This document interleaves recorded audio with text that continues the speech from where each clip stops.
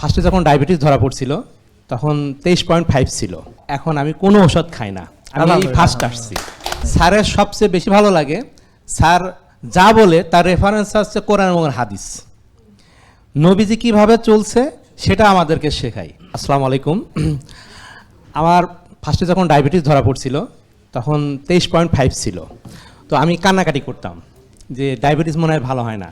তো আল্লাহ পাকের রহমতে স্যারের আমি প্রতিদিন ভিডিও দেখি, তার লেকচারটা শুনে এখন আমি কোনো ওষুধ খাই না, আমি ফার্স্ট আসছি।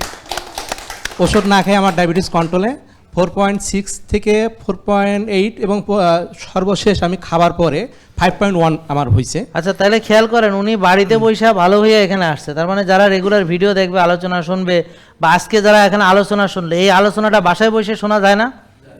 তো জানলে তাহলে এই আলোচনাটা এখানে বসে শুনে যা করণীয় যদি বোঝা যায়, তাহলে বাসায় বসে বোঝা যাবে না? যাবে কি না? তো যদি আপনি ইংল্যান্ডে থাকেন ওখানে বসে বোঝা যাবে না?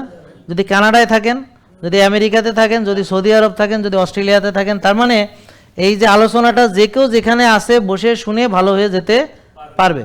তাহলে এখন এই যে আলোচনাটা এখানে সীমাবদ্ধ নাই কিন্তু। আর আপনি যে এখানে এসে ভালো হবেন এরকমও না, এখানে আইসেও হবেন না যদি আমি যা বলি তা না মানেন বা না বুঝেন। আর যদি আপনি আমি যা বলি তা বোঝেন এবং মানেন, এখানে না এসেও আপনি ভালো হবেন বা ভালো হয়ে আসবেন ইনশাল্লাহ। এটা উনি হলো তার প্রমাণ যে উনি এখানে আসছে, নিজে চিকিৎসা নিজেই করিয়া তারপরে আসছে। আর আমি কি চাই জানেন? আমি চাই আপনার চিকিৎসা আপনি করবেন, যে উনি ওনার চিকিৎসা করবে। এটা তো আর আমি করবো না। উনি চিনি বাড়াইছিল, উনি চিনি কমাইছে, উনি কোষ ওভারলোড করছে, উনি খালি করছে, শুধু বুদ্ধিটা শিখছে যে আসলে আমার 22 হয়েছে কারণ আমি আসলে চিনি খাই সারাদিন।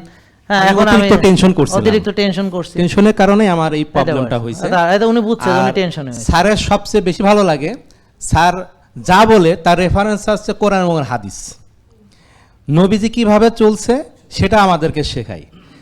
এটা মানে রেফারেন্স আছে সেইগুলি, এই জন্য সবচেয়ে বেশি ভালো লাগে। ঠিক আছে, থ্যাংক ইউ। ধন্যবাদ স্যার। জেকে লাইফস্টাইল, ওষুধ মুক্ত সুস্থ জীবন।